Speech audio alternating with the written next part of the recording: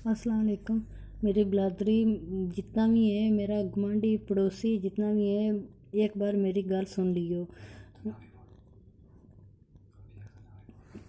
हूँ रूबिया बोला करूँ, माँ कोई कहता है कि यह कोई ओपरी है, ओपरी नहीं है। अगर ना किसी ने पहचान आए, फोटो भी देख लियो, फिर भी ना मैं दाश शुरू के हूँ रूबिया को सिर्फ बोला करूँ।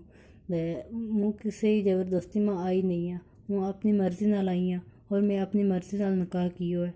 मैंने कोई किसी की ज़बरदस्ती नहीं थी।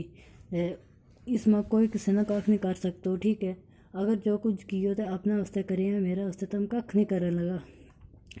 इतनी किसी ने जो ताकत भी नहीं कि इतू मोड़े खड़ेगा। अगर इतू मोड़ के ले गया भी तो आदमी में सारा ही मत्थे लग जाना। यह गल सोच के मैंने मुड़ के इस गल को जवाब दियो। तो कोटली हों दी मखन चाचा का मुंडा ने, ताया का मुंडा ने दी है कोटली, मामा ने दी कोटली। उन्होंने पैसा खा गए, वो मीना दे गए, वो तो मीना मारता रहा, कुटता रहा। ये सारी गल हुई है। ये मखना ने पैसा खाता, ताया को मुंडो है। अगर ना किसी ने वाकफी हुई, वाकफी कर भी सकें। मामो एक उसको ना मंजूर है, तो उसने भी पैसा लिए खा गए। आज मुड़ के उन्होंने मेरे नाल ये चाल खेटी। 6 महीना हो गया, मीना अपना माँ बाप है घर आने बैठा ना, मेरे कोई किसी ने खर्चो नहीं दितो, कोई कख नहीं कियो।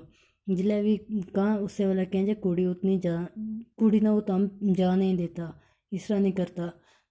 अगर मैं अपना रास्ता देखना था, मैं भी सोचना था कि मैं अगर किए जाना है, क्या करना है। मैं अपनी मर्जी नाल कोर्ट मन का कर लियो है। अब किया भी अब्दुल शकूर नाल है। वो अब्दुल शकूर तो बगैर नहीं रह सकती, और वो मेरा तो बगैर नहीं रह सकता। यह खबर मैं आज तुमने सुना दी है। मीना किसी ने भी नहीं आने, वो खुद अपनी मर्जी नाल आई हैं और अपनी मर्जी नाल रहूँगी। नंगी रही, भुखी रही, जिस तरह भी रही, कोई दुआ बंदा तक गिलो नहीं जान लगो।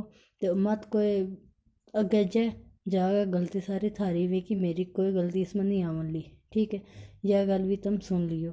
इस गल को मीना मुड़ जवाब दियो, तो मैं शायद अली गल है हूँ मुड़ के वापस थारा उसते आ जा नहीं आऊँ जा ना आऊँ, इस गलों नहीं पता हूँ इसलिए केड़ी जगह हाँ ते केड़ी जगह नहीं आ। ते जेड़ो कुछ खादो पियो भी है वो मीना बख्श दियो। ते